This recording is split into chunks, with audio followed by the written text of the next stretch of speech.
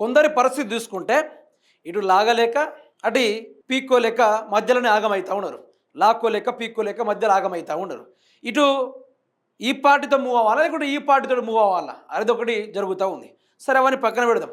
మన గౌరవ ముఖ్యమంత్రి రేవంత్ రెడ్డి గారి గురించి మనం మాట్లాడుకుంటే ఈరోజు 2 పార్టీలు మేనేజ్ చేయక మధ్యలో ఇబ్బంది పడిపోతున్నాడు. 24 గంటల 2 పార్టీలని ఎట్లా ఒక 70 ఒక్కసారి ఢిల్లీకి పోవాలంటే అది ఆషామాష ముచ్చట కాదు. 71 ఢిల్లీకి పోయి రావాలంటే ఉత్తమ ముచ్చట కాదు. మనం ఇప్పటికీ ఒక ఊరు పోవాలి, ఊరికి పోయి రావాలంటేనే ఏదో మొత్తం డల్ అయిపోతాం, కమ్జోర్ అయిపోతాం. కానీ రేవంత్ రెడ్డి 71 ఢిల్లీకి పోయి 2 పార్టీలు మేనేజ్ చేయాలంటే ఎంత గట్స్ ఉండాలి, ఎంత గట్స్ ఉండాలి. ఇప్పుడు మీరు దురంధర్ సినిమా చూసారా? దురంధర్ మూవీ. అక్కడ దురంధర్ మూవీలో హీరోని ఏం చేస్తారు, పాకిస్తాన్లో ఒక ఏజెంట్గా పంపిస్తారు. ఏజెంట్గా పంపి పాకిస్తాన్ మొత్తం క్లీన్ చేసి పడేస్తారు. అక్కడ మొత్తం పాకిస్తాన్లో టెర్రరిజం లేకుండా చేసి పడేస్తారు. భారతదేశం పైన ఎవరైతే ఉగ్రవాదులు దాడి చేస్తూ ఉన్నారో వాళ్ళని లేకుండా చేస్తాడు. ఆ తీరుగానే ఇక్కడ నరేంద్ర మోడీ గారు యాజ్ ఇట్ ఈస్గా ఇప్పుడు రేవంత్ రెడ్డి ఎవరు దురంధర్, ఎవరు దురంధర్ అంటే ఆ దురంధర్ సినిమాలో హీరో పేరు ఏంటిది? హంజా అలీ. హంజా అలీ మజారీ ఇంట్లోకి వచ్చి ఇట్లా చేస్తున్న డైలాగ్ కొడతారు కదా. ఇప్పుడు మన హంజా అలీ మజారీ ఎవరంటే ముఖ్యమంత్రి రేవంత్ రెడ్డి గారు. ఇప్పుడు బీజేపీ ఏమంటుంది, you just sweep and clean the Congress party అని చెప్పేసి తెలంగాణ రాష్ట్రంలో కాంగ్రెస్ పార్టీ లేకుండా చేసేయి అని చెప్తే మనోడు హంజా అలీ మజారీ లెక్క వచ్చి తెలంగాణ రాష్ట్రంలో కాంగ్రెస్ పార్టీ లెక్కనే ఉంటాడు, కానీ కాంగ్రెస్ పార్టీని ఫినిష్ చేస్తూ ఉంటాడు. గీ తీరుగా దురంధర్ సినిమాలో జరిగిన సీన్ రిపీట్ అవుతా ఉంది ఇక్కడ. మీరు చూడొచ్చు. ఇక నిన్న 2 రోజుల నుంచి జరిగిన చర్చలు, 2 రోజుల నుంచి జరిగిన యొక్క కథలు మీరు వినొచ్చు. నాపై దాడి, బీజేపీ బీఆర్ఎస్ కలిసి నన్ను టార్గెట్ చేసినాయి, మీనాక్షి అంశంలో తెలంగాణ కాంగ్రెస్ను ముద్దాయిని చేసే కుట్ర సీఎం రేవంత్, ఆర్ఓను బీజేపీ వెపన్లా వాడుకున్నది, ఆ పార్టీ అంతర్గత రాజకీయాలు తెలంగాణను బలి తీసుకుంటున్నారు, రాష్ట్రానికి ఏ ప్రాజెక్టు రాకుండా కిషన్ రెడ్డి అడ్డుకుంటున్నారు, చేత కాకపోతే ఆయన రాజీనామా చేయాలి, పవన్ రావచ్చు పోవచ్చు రాజకీయం చేయొచ్చు, కానీ తెలంగాణ వ్యతిరేకంగా మాట్లాడితే సహించరు, దేశ భవిష్యత్తుకు హైదరాబాదే కీలకం, బీజేపీది గాంధీ వర్సెస్ కిమ్ సిద్ధాంతం, ఢిల్లీలో మీడియాతో సీఎం రేవంత్ రెడ్డి చిట్టింగ్ చాట్ చేశారట. అయితే ఇక్కడ వినండి, ఇది కొంపదీసి ఇంద్రమ్మ చీర కట్టించండి, ఇంద్రమ్మ చీర ఇచ్చిండ ఇది రేవంత్ రెడ్డి గారు. అట్లనే ఉంది. నేను కాంట్రవర్సీ చేయట్లేదు, మీరే చూడండి, ఆ చీరని మీరే చూడండి. సరే సాల్వా, నాకు కూడా అదే వస్తుంది, కొంపదీసి చీరని ఇచ్చిండు అని నేను డౌట్ పడ్డా, కానీ సాల్వానే ఇచ్చిండు. ఓకే పర్లేదులేండి. అయితే ఇక్కడ ఏం మాట్లాడుతున్నాడంటే, హిట్లర్పై నా వ్యాఖ్యలను వక్రీకరించారు, హిట్లర్ తన ఆదర్శమని నేను చెప్పలేదు, చెప్పినట్లు విపక్షాలు అనవసర రాద్ధాంతం చేశారని సీఎం రేవంత్ రెడ్డి ఫైర్ అయ్యారు. ఇక మీరు ఫైర్ అయినా అగ్గిపేట మచ్చ అయినా అది కుదిరేది ఏది కాదని మీరే చెప్పారు, Hitler is my inspiration, Hitler లెక్క ఉంటే హైడ్రాని ఏమైనా చేయొచ్చు అని చెప్పేసి మీ నోటితోటి మీరే అన్నారు. సరే పోనీయండి, ఏ పాపాన వాళ్ళే పోతారు. కానీ ఇక్కడ కథ ఏంటంటే నాపై దాడి చేస్తున్నారట ఎవరు? BJP BRS. అసలు బీజేపీకి అంత సత్తా ఉందా?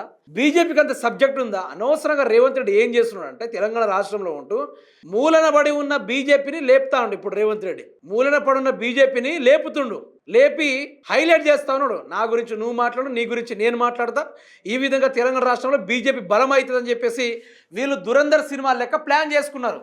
అందుకనే రేవంత్ రెడ్డి అని పిలవాలా లేకుంటే హంజా అలీ మజార్ అని పిలవాలనా? మీకు అర్థమవుతుందా? దురంధర్ సినిమా లెక్కనే ఉంది కదా, యాక్చువల్గా అచ్చం దాని లెక్కనే ఉంది కదా. అయితే నేనేమంటున్నా అంటే బీజేపీ టార్గెట్ చేసేంత బీజేపీ దగ్గర సబ్జెక్ట్ లేదు, వాళ్ళు ఎప్పుడు కూడా ప్రజల కోసం కొట్లాడింది లేదు, రైతుల కోసం బయటికి వచ్చి బహిరంగ సభలు పెట్టింది లేదు, హైడ్రా కూలుతుంటే హైదరాబాద్లకు అండగా నిలిచింది లేదు, తెలంగాణ రాష్ట్రంలో అన్యాయాల అక్రమాలు జరుగుతుంటే దాని గురించి మాట్లాడే దమ్ము వాళ్ళకి లేదు. ఈయన వాళ్ళ జోకుడు, వాళ్ళ వీణ జోకుడు, ఇద్దరు ఒకటే. బీఆర్ఎస్ అంటే అది ఒక యుద్ధమే అనుకోవచ్చు, ఒక బాణ విస్తృతది అనుకోవచ్చు. కానీ కాంగ్రెస్ పార్టీ కాడ దమ్ము లేదు కదంతా, అంత దమ్ము లేదు కదా. మరి ఏంది ఇది అని అడుగుతున్నా. రేవంత్ రెడ్డి గారు చేస్తున్న వ్యాఖ్యలు కథలు నీ మీద దాడి చేయడానికి బీఆర్ఎస్ పార్టీ అస్త్రం చేయాల్సిన అవసరం లేదు. బీఆర్ఎస్ పార్టీలో ఒక వార్డు మెంబర్ నిలబడితే చూసిర్రా, ఆ వార్డు మెంబర్ చాలు నీ పైన మాటల దాడి చేయాలంటే. బీజేపీ అంటే అసలు లెక్కలకే రాదు, ఆ పార్టీ లెక్కలకే రాదు. ఆ పార్టీ ఒక విషయం పరంగా కొట్లాడిందంటే చెప్పండి. రఘునందన్ రావు 82 ఎకరాలు కబ్జాలు చేసి మీ భూభారత్ ద్వారా ఎక్కించుకున్నాడు. మీ చరిత్ర చూసుకుంటే భూభారత్ అనే పేరుతోటి రెవెన్యూ శాఖగా అడ్డం పెట్టుకొని పొంగులేడు చేస్తున్న దారుణాలు అందరికీ తెలుసు. మీకు ఒక్కడే చెప్తున్నా మిత్రులారా, రేవంత్ రెడ్డి నోరు జారుతాడు, జారిన దాన్ని మీడియా వాళ్ళు కవరేజ్ చేస్తూ ఉంటారు. మళ్ళీ దాని తగ్గట్టుగానే బీజేపీ బీఆర్ఎస్ నుండి ఓర్చుకుంటలేదు అంటాడు. అంటే ఇక మీరంతా ఉద్యమకారులు, మీ అభివృద్ధి కార్యక్రమాలు ఒక్కటి చెప్పు రేవంత్ రెడ్డి, మనసు మీద చేసుకొని చెప్పు. దగ్గర దగ్గర 3 సంవత్సరాలు ఉన్నాయి సీఎంగా.